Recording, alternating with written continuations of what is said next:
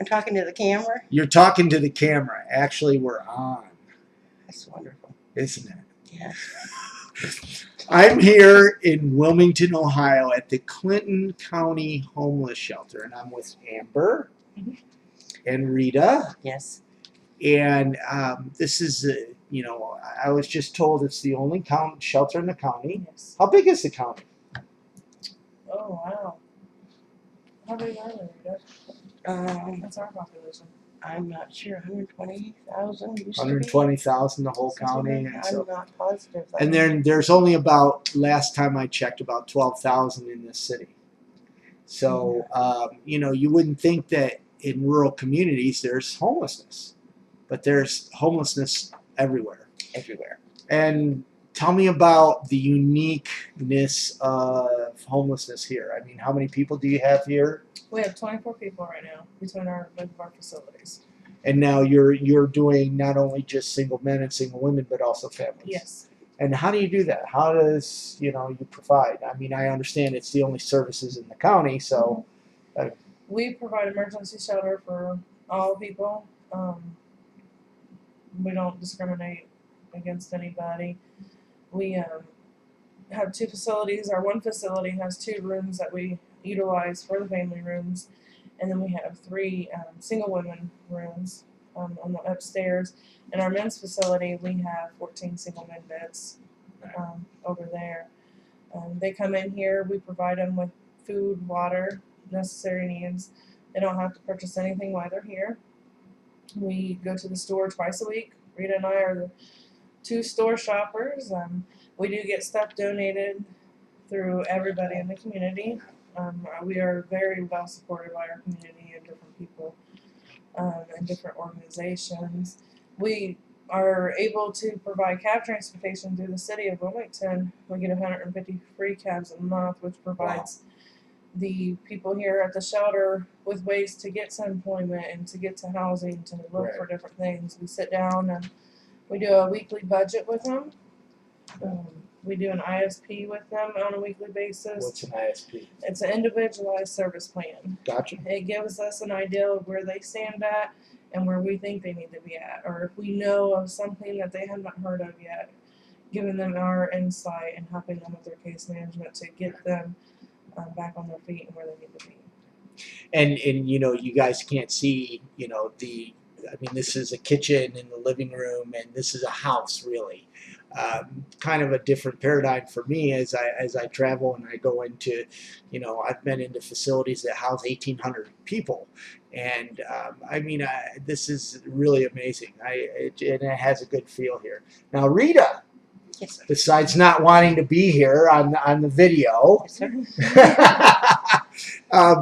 Rita takes care of the HPRP, and you want to explain that? Some people might not know what that is and what the program's trying to prevent. The HPRP program is a stimulus that was provided, and it went through the Salvation Army, where 82 counties in the state of Ohio was given funding in order to rapidly rehouse people who are homeless or prevent people from becoming homeless. So if they're getting evicted from their home and we can get into the situation soon enough, or even at the last moment, we can pay rearage.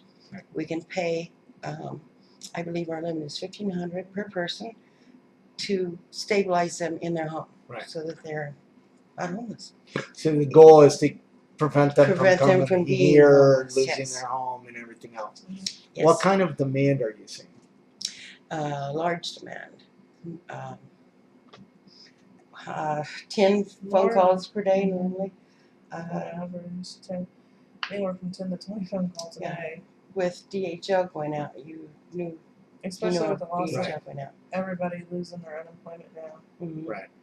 So all the people that were working there are now losing their unemployment. Right. And our increase is going up as far as the phone calls and needing help with disconnect notices, evictions, all sorts of different things. So for those of you who don't know, that Wilmington, Ohio, DHL closed their domestic operations, and a large percentage of the town lost their jobs. and it's almost a year or more later. It's and unemployment's running out, and is it have you seen an increase in? I mean, is it taxing homeless services? Oh, We have a lot of generous people in the Right. community. Father's Kitchen is one, Yes, I just came from there. It's great. I did the same thing to them. and we have lots of very generous people. At the beginning, DHL lost a lot of people. A lot of people moved out, Right. and the ones who are trying to stay have had to go to Cincinnati, Dayton, other places, or still looking for a job. Right. Because the economy just crashed here. But it's a good facility. You were talking about this one being unique. It's unique because of our director, Denise Stryker, was offered a larger building and turned it down because she didn't want it to be institutionalized. Right. She wants it to be a family unit. Right. That's why we got this one, that one, and we're trying to build a new one over at Right. 390. Right. It's very unique. Now, I mean, different than maybe I'm asking a question you might not be able to answer because, I know I'm so used to inner city homelessness where you have large rescue missions and large nonprofits and these huge, some have malls and all this other stuff. Is there any difference between dealing with hurting people in a rural community, their needs, than I mean, like for instance, do you see more drugs and alcohol, or is it just unemployment? What are what makes rural homelessness so unique?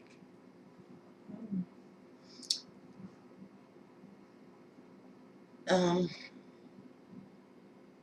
they can't just go down to their apartment and walk down the street and look for a job. Because You there's have no to job. spend a lot of gas money, even transporting anything from point A to point B. Right. Well, you probably don't have a public transportation system. No, not There's out in the country, no, just in the city. Right. So a lot of the people that were living in the suburbs or on the farms or in the country Right.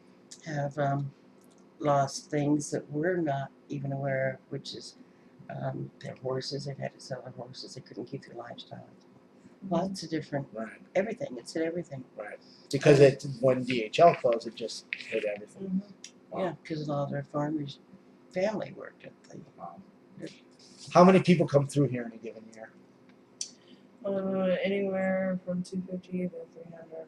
I mean, last year we served 273 people. 273 people in a community that has 12,000 people. We served over 34,000 meals last year alone, because we provide breakfast, lunch, and dinner, and 2 snacks a day. Or if they stop in and they're thirsty, Right.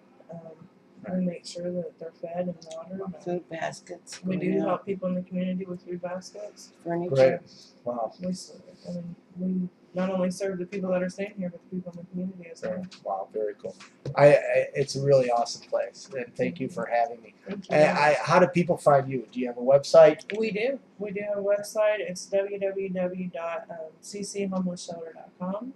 And we are also on Facebook, Clayton County Homeless Shelter on Facebook.